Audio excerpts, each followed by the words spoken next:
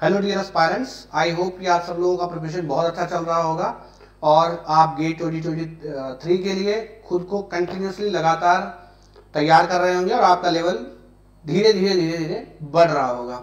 आज मैं एक बहुत इंपॉर्टेंट विषय पर बात करने वाला हूं और वो है रिवीजन टाइम को रिड्यूस कैसे किया जाए, क्योंकि इस समय ये ऐसा टाइम है हर स्टूडेंट इस चीज के लिए वरीड होगा कि हम रिवीजन टाइम को कैसे रिड्यूस कर लें। तो आज मैं आपको एक बढ़िया टेक्निक बताने वाला हूं जिससे आप कम समय में प्रॉपर्ली रिवीजन कर पाएंगे। ठीक है ना, तो आइए चलते हैं करना क्या है। रिवीजन के लिए सबसे पहले जो सबसे मूल मंत्र आपको समझना है, डोंट रिवाइज एवरीथिंग। ठीक है ना, आपको सिलेक्टिव रिवीजन के लिए जाना है। मैं अभी इसको बताऊंगा कि ऐसा क्यों। ठीक है, आप देखो जब आप पढ़ते हो तो सबसे पहले सिलेक्टिव रिवीजन है क्या, आपका जितना भी कंटेंट है, कंटेंट क्या है, आपके थ्योरी है, न्यूमेरिकल्स है, कॉन्सेप्ट्स है, डेरिवेशन है, सबको आपको 4 भागों में बांटना है। ठीक है, पहला बहुत आसान का मतलब समझ लो, भुजिया टाइप आसान। ठीक है, very very easy.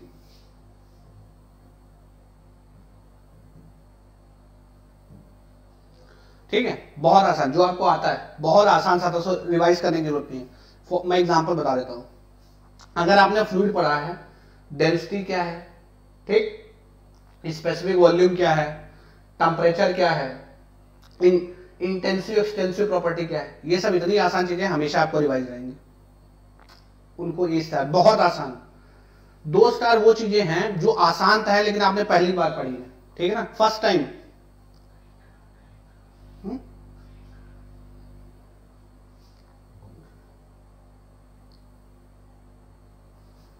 First time जो आपने पढ़ी है, ठीक है ना, फर्स्ट टाइम आसान है लेकिन आपने पढ़ा पहली बार है, पहले आपने नहीं पढ़ा, प्रिपरेशन से पहले नहीं पढ़ा था। First time but they are easy. ठीक, फर्स्ट टाइम है तो बहुत सारी चीजें आपने पहली बार पढ़ी लेकिन आसान है। थर्ड है डिफिकल्ट। किसी चीज को कैसे डिफिकल्ट कैटेगराइज किया जाता है, किसी चीज को डिफिकल्ट इस बेसिस पे कैटेगराइज किया जाता है कि आपको उसको समझने में, जैसे टीचर ने पढ़ाया और आपको पहली बार में समझ नहीं आया, आपने 2 बार टीचर से पूछा तब समझ में आया, या आपको 2 बार टीचर ने बताया तब भी नहीं समझ में आया, फिर आप अपने फ्रेंड के साथ गए, इधर से पढ़ के आपने क्लियर किया। ये सब चीजें डिफिकल्ट है। ठीक है, अच्छा कुछ है बाउंसर, पूरा प्रयास किया। अब कुछ ऐसी चीजें होती होंगी जो बिल्कुल बाउंसर है। बाउंसर का मतलब समझ रहे हो ना? नहीं, बाउंसर का मतलब समझ रहे हैं, पूरा एफर्ट किया, टीचर से 5-6 बार पूछा, फ्रेंड से समझ लिया, नहीं समझ में नहीं आया, वो है बाउंसर। ऐसे आप कंटेंट को कैटेगराइज कर लो। बाउंसर बहुत कम होंगे सब्जेक्ट में, हर सब्जेक्ट में 2-4 टॉपिक होते हैं जो बाउंसर होते हैं। अब ध्यान से देखना, आपको हमेशा रिवीजन देना है डिफिकल्ट एंड बाउंसर्स का। आप जो वेरी इजी को तो स्किप कर सकते हैं और फर्स्ट राउंड में आप ये इसको इंक्लूड करो। जैसा जब आप पहला रिवीजन कर रहे हो तो आप 2 स्टार को इंक्लूड करो। ठीक है ना। अब देखो ऐसा मैं क्यों बोल रहा हूं, ऐसा इसलिए बोल रहा हूं, 3 स्टार 4 स्टार, 4 स्टार आपको समझ में आया, आपने रटा है, 3 स्टार डिफिकल्ट है। इन दोनों के भूलने की प्रोबेबिलिटी सबसे ज्यादा होती है। ठीक है, 3 स्टार और 4 स्टार की भूलने की प्रोबेबिलिटी सबसे ज्यादा होती है, तो इनको फ्रीक्वेंट रिवीजन चाहिए होता है, लगातार रिवाइज करते रहो, इसलिए इनको रिवीजन करना है। दूसरा चीज ये है कि जब आप 3 स्टार 4 स्टार को रिवाइज करते हो तो 1 स्टार 2 स्टार ऑटोमेटिकली रिवाइज हो जाता है। 1 स्टार 2 स्टार ऑटोमेटिकली रिवाइज होता है जब आप 3 स्टार 4 स्टार को रिवाइज करते हो। तो बेसिकली आपको क्या करना है, 3 स्टार 4 स्टार को रिवीजन करना है। तो जब आप फर्स्ट रिवीजन करोगे ना तो 2 स्टार को इंक्लूड करो, लेकिन right from first revision 2 star को भी स्किप कर लो, 3 स्टार 4 स्टार को रिवाइज करो सिर्फ। और आपके सब्जेक्ट में अगर 100 पेज हैं तो 3 स्टार 4 स्टार वाले हार्डली 20 से 30 पेज होंगे, तो आप उनको रिवाइज कर लो, तो वो रिवाइज हो गया, वो भूलेंगे नहीं जो। और इनके रिवाइज करने से जो बाकी आसान चीजें वो ऑटोमेटिकली रिवाइज हो जाती हैं। कभी आप इस टेक्निक को यूज करके देखना। जब आप दूसरा तीसरा रिवीजन कर रहे होगे ना तो आपको सब्जेक्ट में मात्र 20% रिवीजन करना पड़ेगा, ओनली 20%, सिर्फ 20%, और 20% रिवाइज करके आप पूरा रिवाइज कर लोगे। तो जब आप फर्स्ट रिवीजन करोगे तो आपको इतना रिवीजन करना है, सेकंड करोगे तो रिवीजन का दायरा कम होगा, थर्ड करोगे तो इतना, फाइनल रिवीजन भी इतना, बस पतला सा। तो आप लास्ट दिन में ही सारा कुछ रिवाइज कर सकते हो, क्योंकि आपको पता है कि हर सब्जेक्ट में आप क्या चीज भूल रहे हो, क्या चीज आपने डिफिकल्टी सीखा है। ठीक है ना, तो आप उसी को रिवाइज करके इजिली जो है अपना जो रिटेंशन है उसको बढ़ा सकते हो। अब यार देखो, इनको मैक्सिमम लोग पता क्या करते हैं, रिवीजन में ये इन दोनों को रिवाइज करते रहते हैं।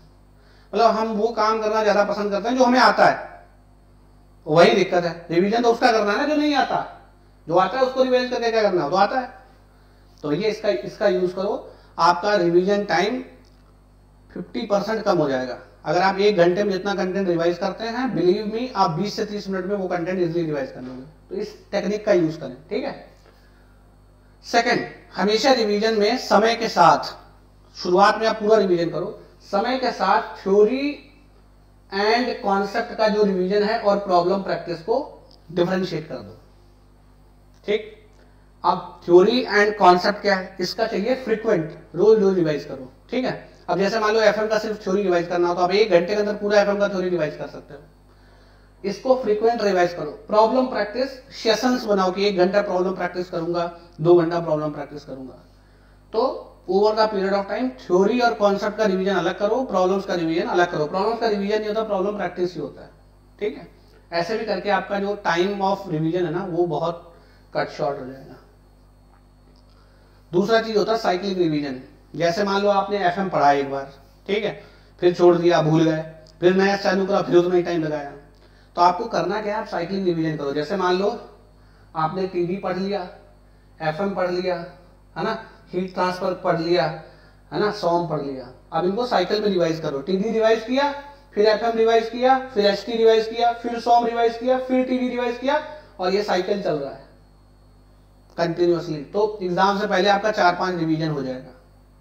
तो साइक्लिक रिवीजन से क्या होता है, एक सब्जेक्ट बार बार रिवाइज होता है तो भूलता नहीं है कभी। जब हम किसी सब्जेक्ट को लंबे समय तक छोड़ देंगे तो वो भूल जाता है, और भूल गया सब्जेक्ट ना पढ़े के बराबर होता है, ठीक है।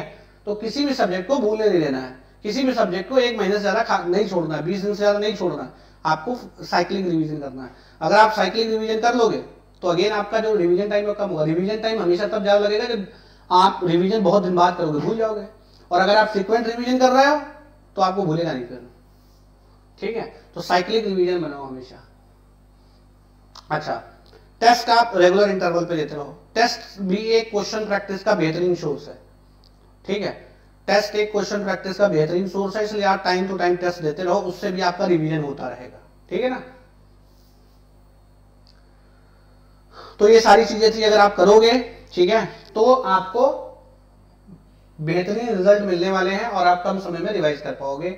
एक तो सिलेक्टिव रिवीजन करना है, तो ये कैटेगराइजेशन आप अच्छे से कर लेना। थ्योरी कॉन्सेप्ट एक साथ रखना, प्रॉब्लम का अलग रिवीजन करना, ठीक है। साइक्लिक रिवीजन करना और रेगुलर इंटरवल पे टेस्ट देना, ठीक है। अच्छा, फिर 25 सितंबर को बहुत इंपॉर्टेंट अनाउंसमेंट है, ठीक है। 25 सितंबर को 11 AM अनअकैडमी गेट अकेडमी का स्कॉलरशिप टेस्ट है, आप जरूर पार्टिसिपेट करें।